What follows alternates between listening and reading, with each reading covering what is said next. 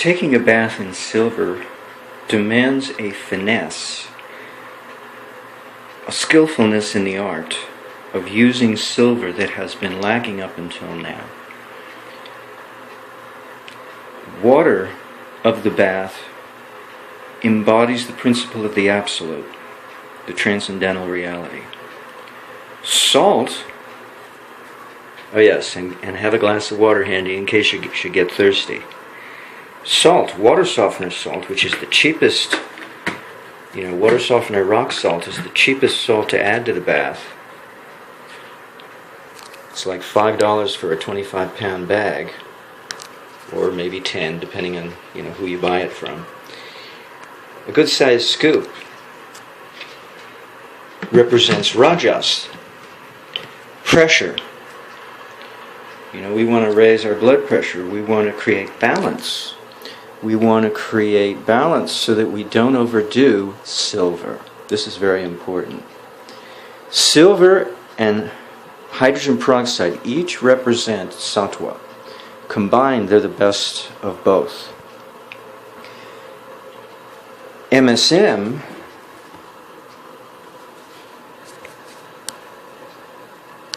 represents tamas, the inertial quality of the three gunas. So we have all four qualities of the universe represented in the four ingredients of this bath. And it's important to have the salt, because if we don't have the salt, the tendency, mine has been, to increase pressure with silver, because sodium is a metal. If you look at the periodic chart, they divide it into three sections, the biggest of which is metal.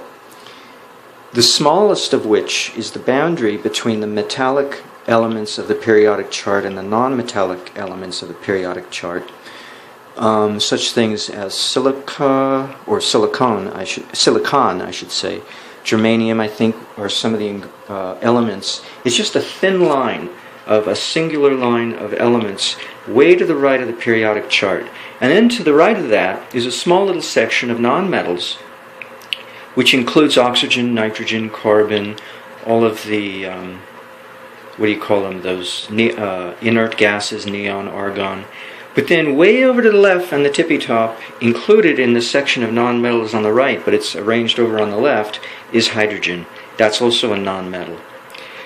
Yet sodium is a metal, and we know this because if you look up sodium, they can actually turn it into a metal, a pure metal.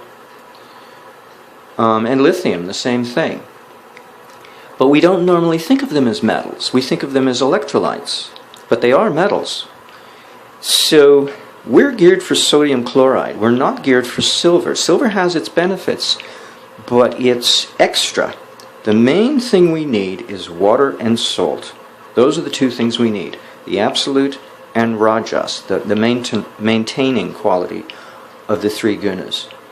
And then, if we get out of balance, then we use either MSM to ground ourselves, to slow ourselves down, with sulfur, which, methylated sulfur to slow ourselves down, or silver or hydrogen peroxide, or both combined together to purify the physiology.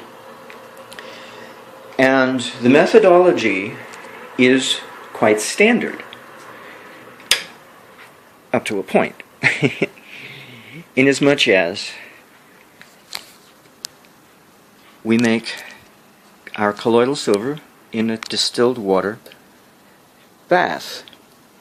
And that's why I run my distiller quite often throughout the day and night, because I use a couple gallons a day between drinking, cooking, and making my colloidal silver, and diluting down my colloidal silver in the next step. After I make this, I take out the electrodes, I turn off the circuit, I keep the magnetic stirrer going, and I add hydrogen peroxide only because I've diluted it down. It's 2 quarts into 2 or more gallons of distilled water. Then I add the hydrogen peroxide, keep it stirring, and then I add a spoonful of high-quality MSM, and then I can store it indefinitely until I have need to use it. And then I dump it in the bath along with a scoop of MSM and a heaping scoop using one of these Pillsbury kitchen scoops that come in really handy. This is a little more than a cup, or about a cup. And so that's what I use for the MSM, and for the salt, about a level scoop. Not quite as much salt as MSM. That's the proper way to make this formulation. And then when it comes time to make for wound care, I either use plain distilled water on a wetted gauze material, a cotton, it has to be pure cotton material, or I can use this mixture diluted down if I should choose to do so. But I don't have to, because if I take a bath in this frequently, then the rest of the day I can give my penis, in my case, a break by just using water to keep it moist. Because a person can overdo the silver business. I don't know. It's something you play with, and you find out what works for you. Because you can burn your penis if you subject it to too much silver hydroperoxide, which I've done yesterday. So now I'm going to give it a break. But the bath doesn't burn it, because everything's diluted down. And if there's an excess of silver, it comes out of solution because of the hardness of the water and the presence of salt and the fact that it's diluted down. So the bath is safe, even if we put too much silver in. The problem is, if you're not used to using all those ingredients, you may overdo the silver if you don't put salt in the bath. And so what I'm going to do is, instead of making my colloidal silver using my timer, my appliance timer, there's my appliance timer, set for 12 hours, give or take an hour. That's a little excessive. So I'm going to try 5 hours today. Because really, if the bath water is milky white, it's too much silver, and it's wasted. The silver should stay in solution, and if it's milky white, there's too much silver there to remain in solution, and so it comes out and precipitates as an oxide or peroxide of silver, suspended in the water, incapable of dissolving and remaining dissolved into the water. And that's not good. That's a waste of material. So instead of 12 hours, give or take an hour, I'm going to try 5 hours today and see how that works. Because in the presence of salt and MSM and the silver pre-processed with hydrogen peroxide, how much silver do we really need? And all that water, soaking the body in water?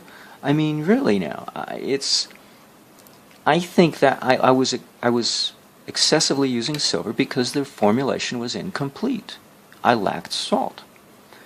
And I think I know better now. And so I put salt on my meal if I feel the need. But I have to put salt in the bath water. There's no question about it. Oral care, when I use silver hydroperoxide with MSM in my water pick to irrigate my mouth, same deal. I got to put salt in there. Not a lot.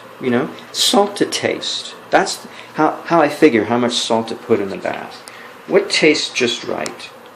Unlike the other components, I had to learn by testing, trial and error. And so I've done the right steps in the right sequence.